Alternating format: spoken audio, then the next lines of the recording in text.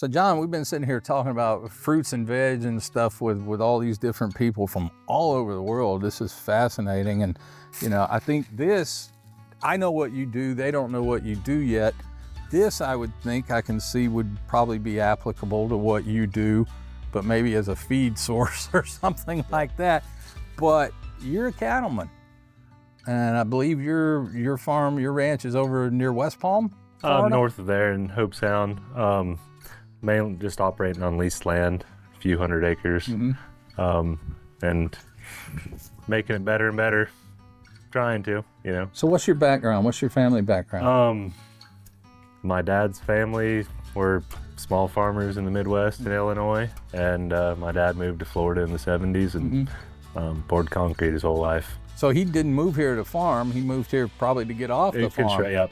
So where did you even see a cow? Where were you even exposed to this? How did this? 4-H and FFA in high school, and we had a turf program, with 3-hole golf course at our high school. We had a nursery, we had horses, cattle, things like that, and I took the turf route. Like I started and went to school for a year. So were you that little kid who wanted to be outdoors? Oh yeah, I was. Looking at the flowers and taking them apart and going, what might make this work? I spent my time hunting and fishing and outdoors, Knew you didn't want to be stuck in an office somewhere. Probably knew from watching Dad you didn't want to pour concrete. That's right.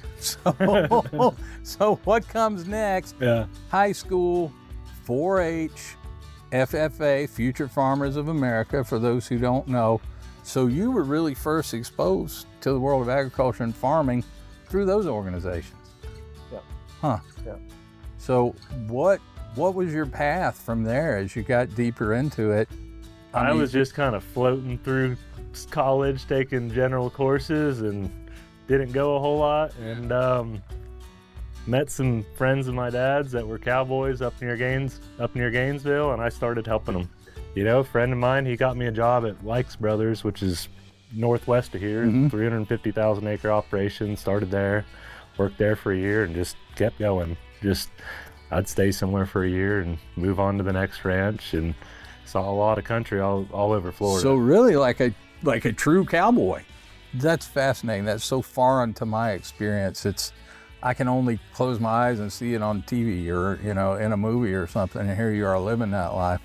So how do you go from that to saying, okay, my turn, I'm going to step out and do this?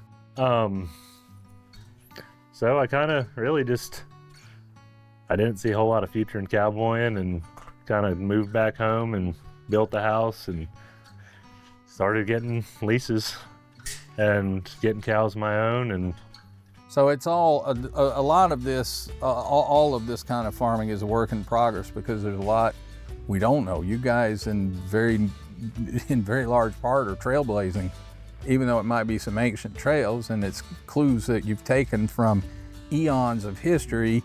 You're still trying to push forward and do things an old way, a new way. So where does cattle ranching meet agroforestry, meet regenerative farming, meet all of those things? What is your approach? What's different about your approach to raising cattle than, say, a traditional ranch? Is that it can increase soil quality faster. You can cycle the nutrients. You can, instead of mowing grass and letting it naturally decompose, a cow eats it and it's decomposed that day. Yeah. And it's put it onto the ground that day. There's no 6-month wait time. Like if you mow in the winter and it's dry, that grass just sits on top and it all oxidizes. Where do you see your future going? Where does this next piece go?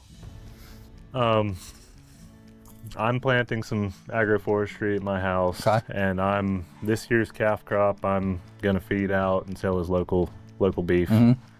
Been talking to some restaurants and individuals. People asking me all the time for beef, and just haven't done it yet. Yeah. And now I'm at a time where I can, and just gonna try and expand on it, and hopefully buy some more land. And just keep that process going. Yep.